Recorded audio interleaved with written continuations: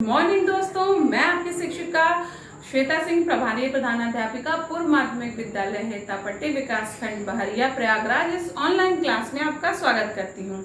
मैं कक्षा 7 का भूगोल पढ़ा रही थी और उसमें मैंने पाठ 1 पूरा कर दिया था। आज से मैं भूगोल का पाठ 2 पूरा शुरू करती हूँ और उसका भाग 1। उस पाठ का नाम है पृथ्वी के स्थल रूप। पहला पाठ याद है हमने क्या पढ़ा था?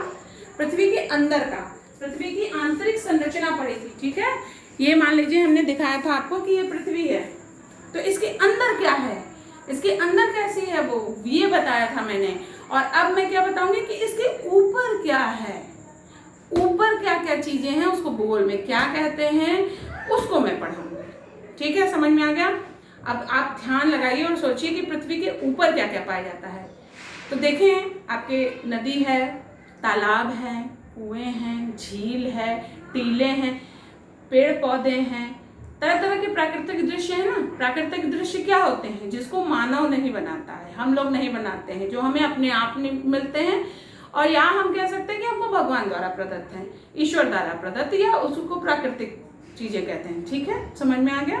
तो आज हम क्या पढ़ेंगे कि हमारी पृथ्वी के ऊपर, स्थल के ऊपर क्या है, क्या आकृतियां, वो पढ़ेंगे। अभी तक हम अंदर का पढ़े थे, अब हम ऊपर का, ये हमारी पृथ्वी है, इसके ऊपर क्या है वो पढ़ेंगे। तो पाठ का नाम है पृथ्वी के स्थल रूप।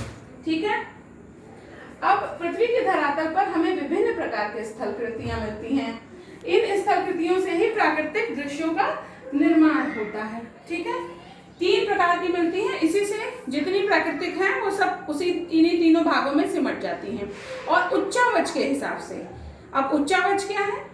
उच्चावच यानी रिलीफ, यानी पृथ्वी के ऊपर ऊंची और नीची कुछ आकृतियां होती हैं, जैसे पर्वत, पहाड़, पठार ऊपर होते हैं, और अगर समुद्र, नदियां, घाटियां सब नीची होती हैं, तो ऊपर नीचे जो होता है वो पृथ्वी के ऊपर, उसको उच्चावच कहते हैं। ठीक है, तो इसी उच्चावच के हिसाब से इसको हम 3 श्रेणी में बांटे हैं। ठीक है, पहला है प्रथम श्रेणी के उच्चावच।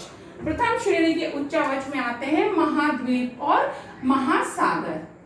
क्या आते हैं? प्रथम श्रेणी के उच्चावच में आते हैं महाद्वीप व महासागर। बच्चों याद है ना, कितने महाद्वीप हैं और कितने महासागर हैं? कई बार बताया, कई बार समझाया, कई बार पढ़ाया है। बिल्कुल ठीक, आप लोग को बिल्कुल याद होगा कि हमारे पास 5 महासागर और 7 महाद्वीप हैं। ठीक, तो प्रथम श्रेणी के उच्चावच में महाद्वीप और महासागर हैं। द्वितीय श्रेणी के उच्चावच में पर्वत, पठार, मैदान है। द्वितीय श्रेणी के उच्चावच में पर्वत, पठार और मैदान। पर्वत, पठार, मैदान मेन हम इसी के बारे में पढ़ेंगे ही इस पूरे पाठ में। पर्वत जो ऐसा होता है मैदानी भाग से, और पठार जो ऊंचा तो होता है परंतु ऊपरी सतह उसकी समतल होती है, ऐसा होता है, और मैदान जो सबसे निचला भाग होता है। तो पर्वत, पठार, मैदान ये द्वितीय श्रेणी के उच्चावच होते हैं। और तृतीय श्रेणी के उच्चावच हम क्या पाए जाते हैं? टीले, नदी घाटियां।